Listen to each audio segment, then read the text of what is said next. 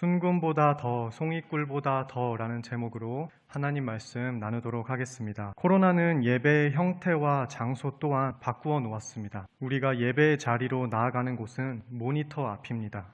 보통 예배 시작 전에는 휴대폰을 매너 모드나 비행기 모드로 해놓는데 이제는 텔레비전으로, 컴퓨터로, 휴대폰으로 예배를 드리고 있습니다. 예배의 방해물이라 생각했던 것으로 예배를 드려야 하는 아이러니한 변화입니다. 이제 누구나 예배를 주머니에 넣고 다닐 수 있게 되었습니다. 이러한 형태의 변화는 마음의 변화까지 이끌어냅니다. 요즘처럼 손쉽게 예배를 접할 수 있는 것은 복음의 확산과 자기 형편에 맞추어 예배를 놓치지 않을 수 있다는 장점도 있지만 예배자이기보다는 예배의 시청자가 되어서 하나님 앞이라는 존전의식, 경외감 이런 것들이 희미해질 만한 점도 있습니다. 어떤 청년의 경우에는 온라인으로 주일 예배를 골라드리고 있는데요. 같은 11시 예배여도 그 순서에 따라 찬양은 A 교회를 보고 설교는 B 교회의 설교를 듣고 있습니다. 이런 이야기를 전해드리면서 영혼의 만족을 찾아가는 갈급함이 느껴지면서도 그토록 자기 감정에 집중하는 예배가 정직한 예배일까 하는 생각도 들었습니다. 이제 예배는 영상의 바다에 떠다니는 수많은 콘텐츠 중에 하나가 되었습니다. 이렇듯 거스를 수 없는 변화의 물결 속에서 변하지 말아야 할 것이 있다면 하나님과 그분의 뜻을 밝히는 성경의 권위 앞에 나를 항복시키는 일입니다. 우리는 내 힘으로 자기 영혼을 소성시킬 수 없기 때문에 여호와의 완전한 율법이 필요하고 우둔하기 때문에 확실한 주님의 증거가 필요합니다. 정직하지 못하기에 아버지의 교훈을 들어야 하고 눈이 어두워서 순결한 계명으로 인도를 받아야 합니다. 우리는 변질되기 때문에 변하지 않는 하나님의 도를 붙잡아야 하고 의롭지 못하기 때문에 의로운 주님의 법을 마음판에 새겨야 합니다.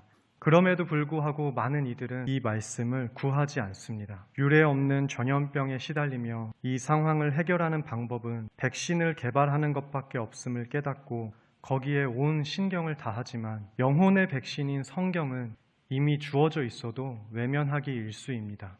이런 모습은 치료제를 갈급해하지 않는 바이러스 환자와도 같습니다. 사도 바울의 증언처럼 믿음이 선물로 주어지는 것을 보면 인간에게는 믿음을 가질 수 있는 본성이 없습니다. 그래서 우리는 성경책을 펼치기보다는 덮는 데 익숙한 사람들입니다. 사실 성경이 이 땅을 살아가는 우리에게 어떤 약효가 있는지 체감하는 게 쉽지 않기 때문에 그럴 만도 한 것 같습니다. 말씀대로 살지 않는 삶에 별다른 통증을 못 느끼기 때문에 애써 성경을 찾아야 할 이유를 알지 못하고 있는 것입니다. 세계 최고의 베스트셀러이기 때문에 오히려 희소성이 없어서 가치를 느끼기 어렵고 까다로운 현실 속에서 성경에서 대안을 찾는 것보다는 기도하는 게 훨씬 더 쉽기 때문에 우리는 알게 모르게 이 말씀을 도외시할 때도 있습니다. 하지만 시편 기자는 주의 말씀인 율법을 가리켜서 순금보다 더 사모할 것이고 꿀과 송이꿀보다 더 달다고 말하면서 그것의 가치를 두 가지에 비교하고 있습니다.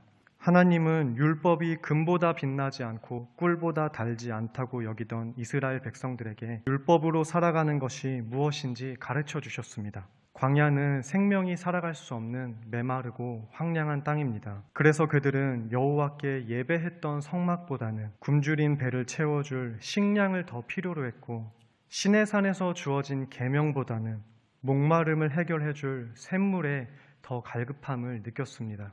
광야는 히브리어로 미드바르, 아무것도 없다라는 뜻의 미드바르입니다. 말씀은 따바르입니다. 광야와 말씀의 어원이 같습니다.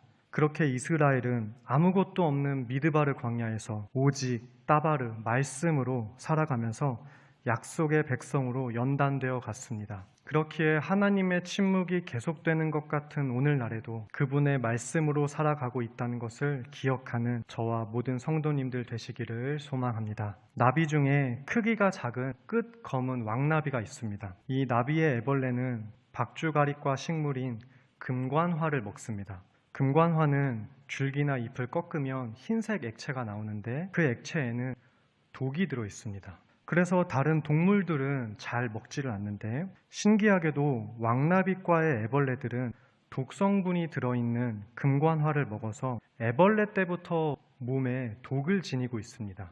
그러다 보니 애벌레의 천적인 새들은 이 나비애벌레들을 나비가 될 때까지도 잡아먹지 않습니다. 먹을 만한 식물이 참 많은데 왜 굳이 독이 있는 걸 그렇게 먹나 싶지만, 그것이 나비애벌레를 지켜주기 때문에 금관화의 액체는 천적들에게나 독이지 생명을 보호받는 이 애벌레에게는 독이 아닙니다. 근래의 사람들은 교인들이 왜 그렇게까지 예배를 드리는지, 성경이 뭐길래 그것을 붙잡고 살아가는지 의아해하지만, 이러한 틈바구니 속에서도 우리가 말씀으로 살아간다면 그 말씀이 저와 여러분을 지켜줄 것입니다. 우리에게 말씀은 독이 아니라 금보다 귀하고 꿀보다 달다는 것을 기억하시면서 삶으로 열매 맺는 저와 우리 성도님들의 성경 묵상이 주님께 연락되는 은혜가 있기를 소원합니다.